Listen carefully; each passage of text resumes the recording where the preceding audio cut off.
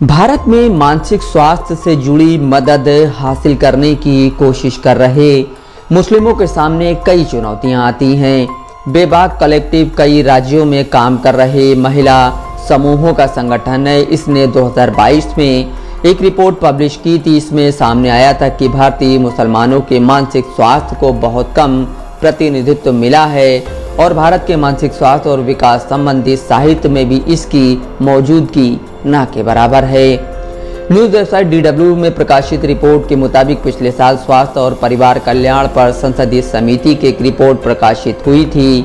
इसके मुताबिक भारत में 3000 से भी कम मान्यता प्राप्त क्लिनिकल साइकोलॉजिस्ट हैं। रिपोर्ट में इन डॉक्टरों की सामाजिक आर्थिक पृष्ठभूमि के बारे में नहीं बताया गया है, यानी यह पता नहीं चल सकता है कि कितने साइकोलॉजिस्ट मुस्लिम हैं।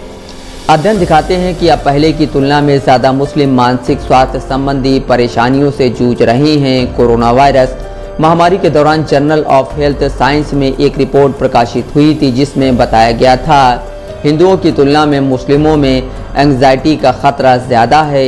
अध्ययन में ऐसे सबूत भी हैं जो इशारा करते हैं कि सामाजिक सांस्कृतिक परेशानियों और मनोवैज्ञानिक समस्याओं के बीच एक मजबूत संबंध है।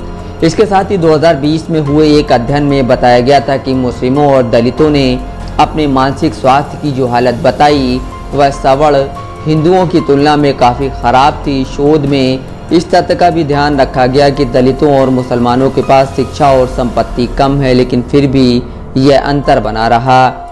विश्व स्वास्थ्य संगठन की गाइडलाइन कहती है कि हर 1 लाख लोगों की आबादी पर कम से कम 3 मनोचिकित्सक होने चाहिए, लेकिन भारत में मानसिक स्वास्थ्य पेशेवरों की संख्या बेहद कम है। यहाँ 1 लाख नहीं बल्कि 10 लाख लोगों की आबादी पर 3 मनोचिकित्सक हैं। इस वजह से मानसिक स्वास्थ्य सेवाएं हासिल करने में बेहद मुश्किल आती है।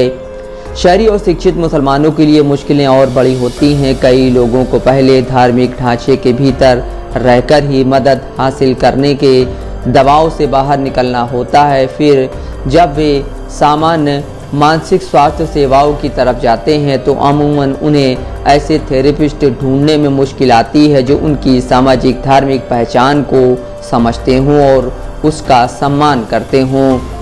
29 साल के फैज़ान बदला हुआ नाम 2015 से थेरेपिस्ट की मदद ले रहे हैं। वे DW से कहते हैं, मेरे परिवार में मानसिक स्वास्थ्य के विचार को खुले तौर पर स्वीकार नहीं किया जाता है। जब स्थिति बहुत गंभीर हो जाती है तभी इसे स्वीकार किया जाता है, वरना उनका कहना होता है कि अल्लाह पर भरोसा रखो।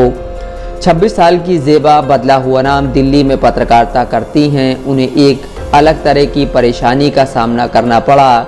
उन्हें एक ऐसा थेरेपिस्ट ढूंढने में काफ़ी परेशानी आई जो उनके धार्मिक विश्वासों को समझ सके और फिर उस हिसाब से उनकी मदद कर सके। वो DW से कहती हैं, मैं एक ऐसी समस्या से गुजर रही थी जिसमें मेरे धर्म की भी एक भूमिका थी। मैं ऐसा थेरेपिस्ट चाहती थी जो अल्लाह के साथ मेरे रिश्ते को समझ सके और यह समझने में मेरी मदद कर सके कि क्या मुझे धर्म के नाम पर बहकाया जा रहा है। वे आगे कहती हैं, मेरे अंदर काफ़ी अपराध बोध था। वह इस वजह से था क्योंकि मैं शादी से पहले एक लड़के के साथ रिश्ते में थी जिसकी इस्लाम में बिल्कुल मनाही है। थेरेपिस्ट मेरी समस्याओं का धार्मिक पक्ष नहीं समझ पा रहा था, इसलिए मैंने एक मुस्लिम थेरेपिस्ट ढूंढना शुरू कर दिया। हालिया सालों में मानसिक स्वास्थ्य विशेषज्ञ मनोचिकित्सा सेवाओं में व्यक्तिगत धार्मिक और आध्यात्मिक प्रणालियों को शामिल करने के तरीके तलाश रहे हैं। मनोचिकित्सा के इस दृष्टिकोण को religiously integrated cognitive behavioural therapy कहा जाता है। इसे 5 प्रमुख धर्मों ईसाई, यहूदी, इस्लाम, हिंदू और बौद्ध धर्म के हिसाब से बनाया गया है। शाहिना परवीन कश्मीर में काम करने वाली मनोचिकित्सक हैं। उन्होंने मुस्लिम युवाओं में धर्म और मानसिक स्वास्थ्य के बीच के रिश्ते को समझने के लिए एक शोध किया।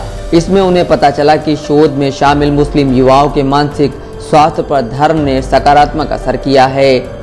साल 2013 में अमेरिका में मानसिक स्वास्थ्य के क्षेत्र में काम कर रहे मुस्लिम शोधार्थियों ने एक नई मनोचिकित्सा विकसित की थी।